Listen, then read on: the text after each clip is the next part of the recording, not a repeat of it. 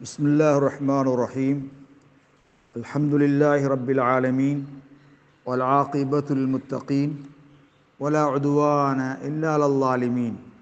ஸல்லல்லாஹு அலைஹி வ அலா ஆலிஹி வ ஸஹ்பிஹி வ ஸல்லம தஸ்லீமன் கஸீரன் அம்மா பஅத். கண்ணியத்துக்குரிய என் அன்புக்குரிய சகோதரர்களே, பெரியார்களே, அஸ்ஸலாமு அலைக்கும் வரஹ்மத்துல்லாஹி வபரகாத்துஹு. ஒரு மனிதன் தனது குடும்பத்தினரோடு, உறவினர்கள், மஹாரிமுகளோடு பயணத்தை மேற்கொள்கின்ற பொழுது பயணத்திலே நடுவிலே வைத்து கூட்டுத் தொழுகை சேர்ந்து தொழுவது மார்க்கத்திலே அனுமதிக்கப்பட்டிருக்கிறதா என்ற கேள்விக்கு சுருக்கமாக பதில் தர விரும்புகின்றேன். கண்ணியத்துக்குரிய சகோதரர்களே,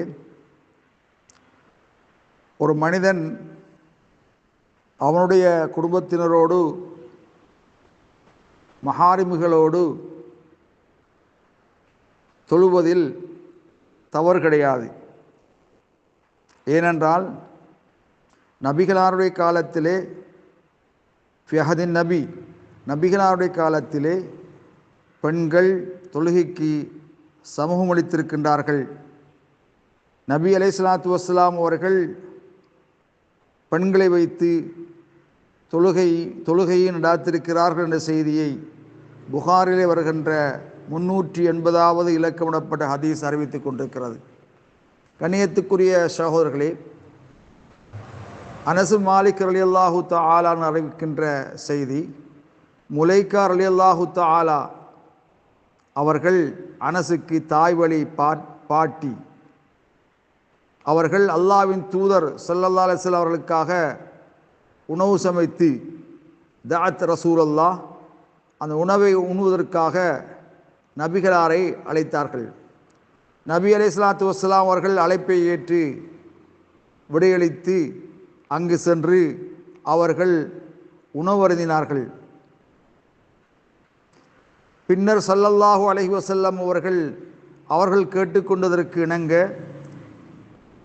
உங்களுக்காக நான் உபரியான தொழுகையை தொழுவிக்கிறேன் என்று கூறினார்கள். தொழுவதற்காக எங்களுக்குரிய பாய் ஒன்றை எடுப்பதற்காக அதை நோக்கி நான் எழுந்தேன். அனஸ் ரலியல்லாஹு தஆலா சொல்கின்ற செய்தி, அதாவது ஒரு விரிப்பெடுப்பதற்காக, ஒரு பாய் எடுப்பதற்காக நான் எழுந்தேன். அது நீண்ட நாட்கள் பயன்படுத்தியதால் கருப்பேறி இருந்தது. ஆகவே அதில் நான் தண்ணீரை தெளித்தேன் என்று சொல்கின்றார்கள். அப்பொழுது ஸல்லல்லாஹு அலைஹி வஸல்லம் அவர்கள் அந்த பாயின் மீது தொழுகைக்காக நின்றார்கள். வஸஃபஃப்து வலதீமு வராஹு வல் அஜூஸு மின் வராயினா. உடனே நானும் அனாதை சிறுவர் ஒருவரும் அவர்களுக்கு பின்னால் அணிவகுத்து நின்றோம்.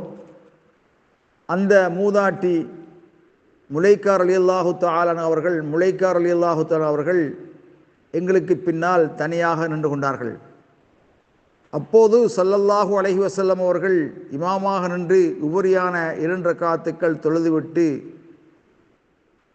தமது இல்லம் நோக்கி திரும்பி சென்றார்கள் என்ற செய்தி புகாரிலே 380 ஹதீஸ் பதிவு செய்யப்பட்டிருக்கிறது. இந்த ஹதீஸில் நாம் பெறக்கூடிய தகவல், பாயில் தொழலாம். அது பழையதாக இருந்தாலும் சரி, உக்கி இறந்து போன பழையதாக இருந்தாலும் சரியே தொழலாம்.